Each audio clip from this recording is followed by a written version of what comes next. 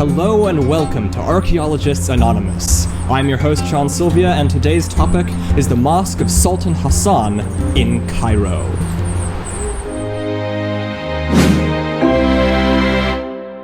So, this mosque was commissioned by Sultan Hassan, and this guy's life was crazy, and I just have to tell you about it. Let's go. Hit me with it. So, Hassan came to the throne when he was just 13, so he was, a minority ruler. He had a regent basically in power who was really making all the decisions, because he was just a kid, he was just 13. But when he came of age, he decided to imprison the old emir and replace everyone in the top level with his own people. Now, this backfired.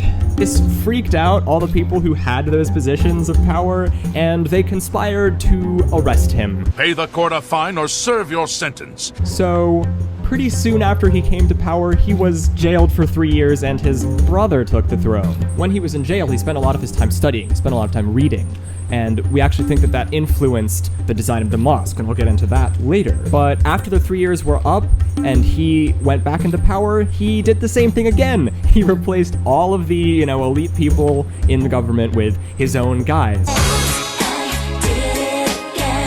So you can imagine how this went over, not well the first time. And he was doing a lot of other things that really angered the elites around him, like spending a lot of money on women and lavish parties, but the main thing he spent a lot of money on was his mosque. It was huge. Just the front door was 38 meters. Shut that door! And that's about half the length of a football field.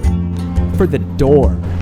Damn, that's a big building. He's spending a lot of money on, women parties, this giant mosque, and the head-in-chief of his army decides that he's had enough and assassinates him. And they never found his body. So the mausoleum that Sultan Hassan put into his mosque is still empty to this day. But wait, things get even crazier. In the middle of building this mosque, the Black Death hit. And it took out a lot of the workforce. This guy really can't catch a break. So this mosque was swiftly turning into the most unlucky building process of a mosque ever. The Sultan is assassinated because of how big it is. The workers are hit with the Black Death. And within a few decades, since it was the tallest building nearby the citadel, it was actually used by rebels to launch cannons, when they were rebelling against the government. Fire. So, this mosque is incredibly unlucky. And one more thing. But wait! There's more! Normally, mosques have 4 minarets. It represents the 4 friends of Muhammad, 4 corners of a building. But when they were building the minarets, one of them collapsed and killed 300 people, including kids in a primary school nearby.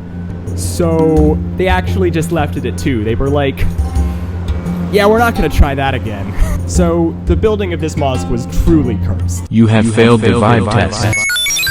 So, about the Sultan's time spent learning in prison. This mosque is actually a mosque madrasa, which means that it's a combination of a mosque and a university, basically. And we think that the decision to make it a mosque madrasa was partially influenced by the fact that the Sultan had spent 3 years studying in prison and sort of valued scholarship and education. The Sultan also took inspiration from the ancient Romans when building his mosque, actually. The mausoleum is covered in a lot of this sort of geometric colored marble, which is something that the Romans loved to put in their interiors. So, to cite an ancient civilization like the Romans adds some oomph to the symbolism of the mosque. Just adding the Romans there. Senatus Populusque Romanus! Even though the mosque only had 2 minarets, the minarets were still absolutely massive. And they dominated the skyline of Cairo. Remember, this mosque is huge. So these minarets really redefined the skyline of Cairo. You could see them from all throughout the city. So this height of both the building itself and the minarets sort of made the mosque omnipresent. It could see throughout the city. Of course, this massive height also made it a very convenient platform to launch cannonballs off of. So, you win some, you lose some. So this has been the Mosque of Sultan Hassan. Thank you so much for watching. I have been Sean Silvia of Archaeologists Anonymous. Don't forget to like and subscribe, watch another video, and I'll see you on the next one. He's about to lose his mind. Mosque is taking so long, Hassan is out of time. His mausoleum, his mausoleum, his mausoleum doesn't have his body.